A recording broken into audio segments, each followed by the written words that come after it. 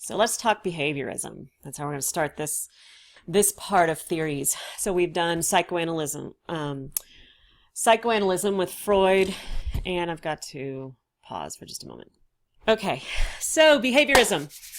We're going to take kind of a big jump across from psychoanalysis because this is very different than that, and was in many ways a response to that. To this idea of the unconscious and a lot of mental processes that we don't know what is happening. Behaviorism is very different. So it's a theory of human development that studies observable behavior. Now that's going to be for your discussion question, that's going to be very important. Observable behavior. That is behavior you can observe. So keep that in mind, because if you see a behavior and you prescribe any meaning to it, then that is not behaviorism. In terms of like they're doing that because they think or they believe or they feel. Those are not words of behaviorism. Behaviorism is about behavior that you can see. She scratched her head, right? So our experiences shape who we are is the main belief. John Watson, kind of one of the fathers of behaviorism, psychology should be about things we can observe. So I'm actually going to read to you what's not on there. This was from a speech that he gave in 1920 that John Watson gave. I'm just going to read you a little bit of it so you can see just how, when you're talking very classical behaviorism, how serious a line this is. So he talks about the introspectionist. So of course that's going to be one who looks inside, hopes for a solution of the metaphysical problem through some mystic self-knowledge. The behaviorist believes in no such transcendental human power. He himself, the behaviorist, is only a complex of reacting systems and must be content to carry out his analysis with the same tools which he observes his subject using. There is not a mind... I cannot therefore agree that there is a mind-body problem in behaviorism. It is a serious misunderstanding of the behavioristic position to say, and of course a behaviorist does not deny that mental states exist, he merely prefers to ignore them. He ignores them in the same sense that chemistry ignores alchemy, astronomy horoscopy, and psychology telepathy and psychic manifestations. The behaviorist does not concern himself with them because as the stream of his science broadens and deepens, such older concepts are sucked under, never to appear. So the idea of seeking self-knowledge or understanding through mental processes is kind of in the same line as horoscopes, astrology, to him, right? That these are kind of frou-frou, woo-woo sciences that don't really exist and aren't valuable. This type of argument brings us perilously close to the so-called problem of meaning. I should like to say frankly and without combativeness that I have no sympathy with those psychologists and philosophers who try to introduce a concept of meaning, values is another sacred word, into behavior. At every point we would describe all of psychology in terms of what we see the organism doing. The question of meaning is an abstraction, a rationalization, and a speculation serving no useful scientific purpose. So meaning is off the table. And so meaning is going to be in the realm of belief, idea, emotion, feeling, any of that. So it's behavior in the most classical sense. So behaviorism now is also called learning theory, as it describes the laws and processes by which behavior is learned.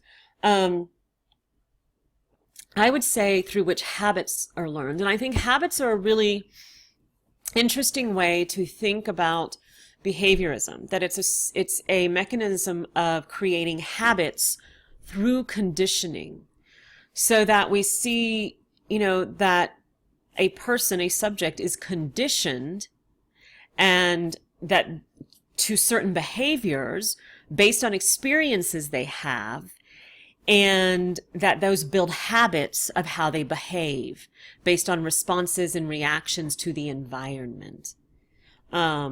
based on past kind of building up of those habits.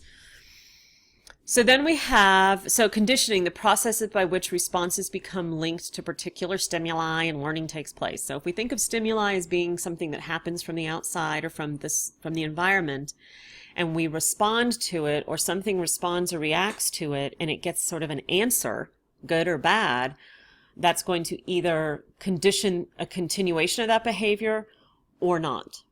Okay? All right, so then we're going to move on to the types of behaviorism. So within conditioning, let's look at two different kinds. We have classical conditioning, which came about by Ivan Pavlov. Now, many of you have probably heard of Pavlov's dogs, and keeping in mind that Watson was very influenced by Pavlov. He liked animal studies. Watson had come from not the greatest of home lives. His father had left when he was young, but he felt closer to his father. So he had a lot, that happened. And he, with some help, got into college. He did end up, going to working at Johns Hopkins for a lot of time. But he ended up being, this is Watson I'm talking about, so keep that in mind. He ended up being let go from Johns Hopkins because of the whole little Albert scenario, which some of you may have heard of, in which he took a child and basically conditioned the child to fear, a very young child, like 11 months old, conditioned the child to fear. And the child was never like deconditioned. It was never reversed. And so, you know what? I just made a mistake there. I'm sorry. That happens sometimes. The whole little Albert thing is as it was, but he actually wasn't let go because of the little Albert thing. He was let go because he had an affair with his lab assistant, who did the little Albert experiments with him. And Johns Hopkins didn't want any more scandal, so they let him go, and he went into advertising. Became a madman. So he went into advertising, became very successful in it, using what he thought of in terms of behavioristic behavior, using behaviorism as a way to convince people to buy what he wanted them to buy. So anyway, he was very influenced by Pavlov. And so Pavlov's dogs, but a couple of things about Pavlov to keep in mind. He studied chemistry and physiology in Russia. He was Russian. He didn't study psychology. He wasn't even that interested in it. But what he really studied was the interaction between salivation and the action of the stomach. He was interested in digestion and the digestion of dogs and animals. And so this is what he studied. And as he did that, he noticed that the reflexes in the autonomic nervous system, like salivating, were closely linked. Like without salivation, the stomach didn't start digesting. So that we needed to salivate, the dogs needed to salivate before they even started digesting. So what he could do was condition the dogs. They would salivate, or he would bring them food when they would, and he would ring a bell and they would salivate, and he kind of would ring the bell every time he brought them food until they started salivating to the ring of the bell. So this was classical conditioning. This was a person or animal learned to associate a neutral stimulus with a meaningful one. So basically something that happens to them automatically, like salivating, a very physiological response to something. And for like little Albert, it would be the stress response, the fight or flight response, the fear response. And how that was done was, little Albert wasn't afraid of white mice or the white rabbit. Anyway, I always forget which animal. And he would give him that, but he would sound this horrible sound that he was afraid of, that the child was afraid of, and so the fear response would start until the child had a fear response around anything white and fuzzy without the sound. So a lot of this is a natural, normal, physiological responses that we have to sort of external stimuli. And what's interesting to me about this is I feel like this is a very unconscious, which is not a word Watson would have really wanted to use, conditioning that happens. And so then our behavior around certain things happens at a very unconscious level, but he would see that more as being a physiological habit that we get into. And then we can look at the neurology, we could talk about neurology and neuroplasticity and how that all actually works to build habits. But it happens. So, if you grow up to the smell of cookies baking in the kitchen, and that when things, and you're really happy, and then years later you maybe, smell cookies out of the blue, and it creates this like happy response, dopamine dump or something, and your body responds to it. It can be the same in terms of, if you have a really bad experience in a math class as a child, and then you walk into a school and you get that same feeling within the body. These are conditioned responses over time. And so, but just a little more about Pavlov. He did think that conditioned reflexes could explain the behavior of psychotic people. He suggested those who withdrew from the world may associate all stimulus with possible injury or threat. So somehow these two things got linked. So a natural physiological stimulus to external things that necessarily shouldn't start those, but do. So that's classical conditioning. I think it really speaks more to how some of our unconscious behaviors get conditioned. How we begin to link in our brains, and this is from neuroscience actually, we begin to link emotion to context and situation. And doesn't necessarily appropriate, but it still happens. We're in a situation and we have a certain feeling, or something happens to us in an elevator. We have a conversation that's really hard or really painful, or someone breaks up with us, breaks our hearts or whatever. Every time we walk into an elevator after that, we get that same sad feeling, same sad dump. And so we begin. Anyway, that's how certain things get linked together, but it does happen inside the brain. All right, so this one, operant conditioning, the second type of conditioning, we use a lot more in parenting, I would say, because a lot of the classical conditioning happens. We could set up situations, and that's what we want to do for our children. We can go back here for a second. We want to set up situations in which they link positive to positive, and, feelings and so forth. But this one, operant, is more like specifically and consciously used in parenting and development. It's also called instrumental conditioning, a learning process in which a particular action is followed by something desired or unwanted. So the big guy for this was B.F. Skinner. Again, he studied literature. He wanted to become a writer. Went to New York in 1920 to become a writer, but felt he had nothing important to say. So he went to Harvard and studied psychology. Ended up with a PhD. He expressed no interest in understanding the human psyche. He was as strict a behaviorist as John Watson, as he sought only to determine how behavior is caused by external forces. So keeping that in mind again. He worked with pigeons, actually, when he came up with operant conditioning and the shaping of behavior. So if you could use food or something that a pigeon liked to get them to turn a quarter turn, then each time they turned a quarter turn, they were given something until they turned a little bit more, until they turned all the way around. And so they were learning that. He compared this learning to the way children learn to talk. They are rewarded for making a sound that is sort of like a word until in fact they can say the word. So every time children, when you think about it, every time children make a sound, babies make a sound, bah, yay, we all get excited, bah, yay, he's saying battle, he's saying this, he's saying that, until until they get the whole word. So it's a lot about, operant conditioning is a lot about reinforcement. That is the big word that we have to remember with operant conditioning, that we reinforce a particular behavior. We want to reinforce the behaviors that we want. And punishment has been classically a part. They really don't tend to use that term as much. Extinction of behaviors. Through consequences for those behaviors, and negative reinforcement. Now I'll have students use that. Keep in mind, negative reinforcement sounds like punishment. No. Negative reinforcement is a behavior meant to extinguish something. So for example, not a bad behavior, trying to get a good behavior but you do something that will irritate people into the good behavior, sort of. So here's a really good prime example.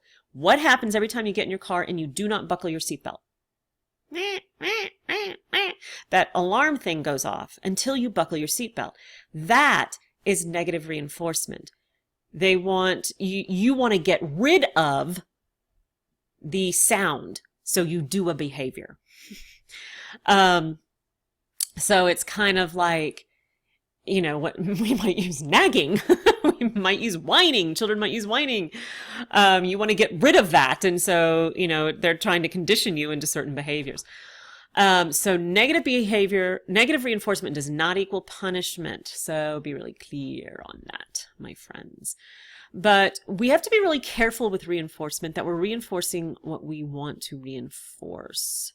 So, for example, if a child gets sent to the room for hitting his brother, hopefully the punishment will decrease the likelihood of him hitting his brother in the future. But reinforcement depends upon needs and expectations. If the child loves his room and would rather be in there and doesn't like his brother, it may not be what you were hoping for. Just like if a child in a classroom keeps acting out, and so they're sent to the principal's office, but we come to find they love the principal and they hate the teacher. They might keep acting out for that purpose. So we have to be really clear of what we're doing. A lot of positive reinforcement is what you tend to see from like behaviors, parenting type things, though. How can we positively reinforce the behavior? So I have a friend who has twins, and she had 2 jars, and every time she would catch them in the act of doing something really wonderful, she would put like a fluff ball in the jar of the appropriate child. And then when the fluff ball was filled, they would get something or something. These are all, these are all reinforcement type things. We see it in classrooms and discipline, right? I'm going to write your name on the board if you act bad, or I'm going to give you a star if you act well.